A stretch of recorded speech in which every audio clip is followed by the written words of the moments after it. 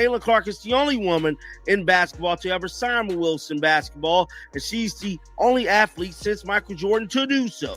If we're comparing a Caitlin Clark signature shoe release to anybody not named Michael Jordan, anybody not named LeBron James, you're being extremely disingenuous. Basketball fans, something just happened that could completely shake the foundation of the sports marketing world. Nike, a $200 billion empire, may have just made one of the biggest mistakes in modern sports history. Because while they were sitting on their biggest star, another brand stepped in and stole the moment. And now, executives might already be realizing they let Caitlin Clark slip into someone else's spotlight. When you strip away the noise and the bright lights, it's just the game you loved as a kid. Chance of defense by the Clark fans. This wasn't just another endorsement. This was supposed to be their next Michael Jordan moment, their next LeBron-level global icon. Clark wasn't just popular, she was transformational. Record-breaking college viewership sold out arenas across the country, WNBA ratings skyrocketing past 1 million viewers per game. People were even speculating that. But today was the Nike quarterly call, putting to rest any rumors that A, this wasn't a done deal, and B, there are renegotiations at the table. Something that this did clear up as well is looking like Caitlin Clark's shoe was coming in 2026. Fans were waiting for the announcement, Caitlin Clark's signature shoe. But instead, Nike revealed something shocking. Her shoe wouldn't release until 2026, maybe even 2027. Compare that to history. LeBron James? Signature shoe ready within months. Michael Jordan? Immediate brand launch. Even rookies with less impact got faster releases. So, why the delay? Was it strategy or hesitation? If we're comparing a Caitlin Clark signature shoe release to anybody not named Michael Jordan, anybody not named LeBron James, you're being extremely disingenuous. Extremely disingenuous. We can't compare abnormality to normal behaviors. We can't compare the extreme case, the rarest of the rare case, to an average Joe Schmo walking down the street singing do-a-dee-dee-dee-dum-dee-dee-do. We can't be doing that. We only compare Clark to Jordan, Clark to James, Clark to Tiger, Clark to Gretzky, Clark to Ali. That's it. Because behind the scenes, Nike wasn't as stable as it looked. Billions wiped from market value since 2021, declining revenue projections, leadership shakeups. Overlay, revenue decline, minus 11.5% projected. Experts were already warning Nike needed a new superstar-driven franchise to recover. And they had one, Caitlin Clark. But instead of going all in, they hesitated. As Black women, James reminds me a lot of you.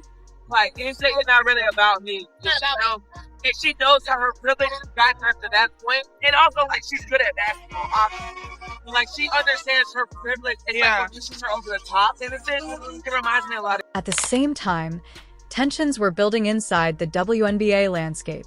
Debates over who deserved the spotlight, who should get signature deals first, and how the league should market its stars.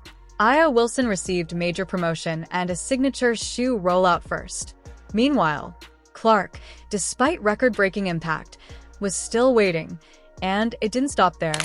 Olympic roster snub debates, media narratives about earning it, growing fan frustration. But Clark responded the only way she knows how. From the sounds of this interview, it seems like she's probably going to make more money overseas in EuroLeague than she did during this WNBA season. The commissioner told her that she could make $700,000 playing in the WNBA. And then, Wilson dropped a commercial. Not for shoes, for basketballs. But what they created was something Nike couldn't. Wilson did something brilliant. They didn't sell hype. They sold emotion. They studied Caitlin Clark in detail. Her personality, her habits, her love for the game. And built a campaign around authenticity. While Nike hesitated, Wilson acted. While Nike analyzed, Wilson connected. And now, millions of fans are asking one question. Why didn't Nike do this first?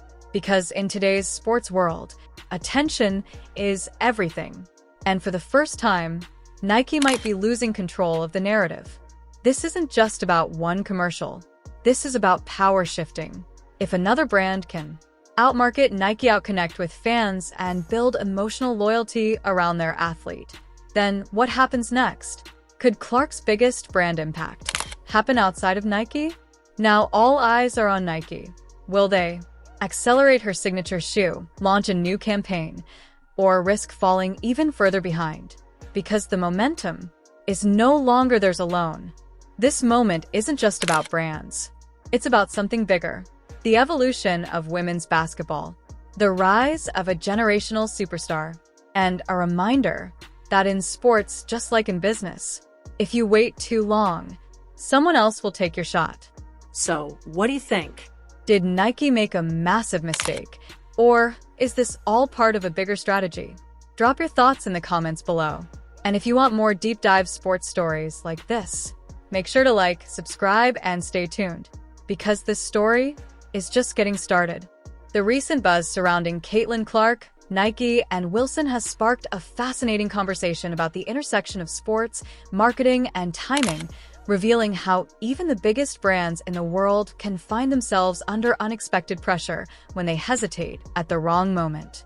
Caitlin Clark entered the professional basketball scene not just as another talented rookie, but as a generational phenomenon whose impact was already reshaping the economics of women's basketball before she even played her first WNBA game.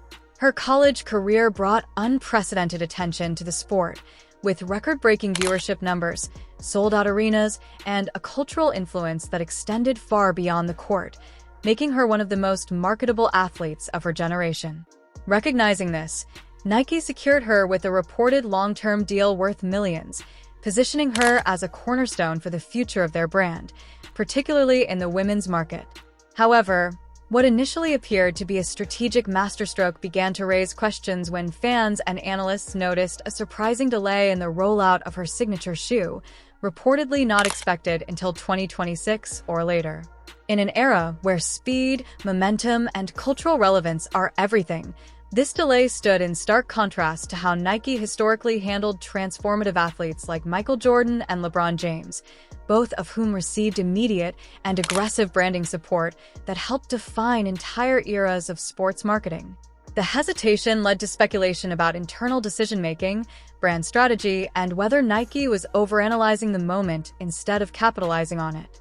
At the same time, the broader context added fuel to the narrative, as Nike had been navigating financial challenges, including declining revenues, increased competition, and leadership changes, all of which heightened the stakes surrounding their handling of a superstar like Clark.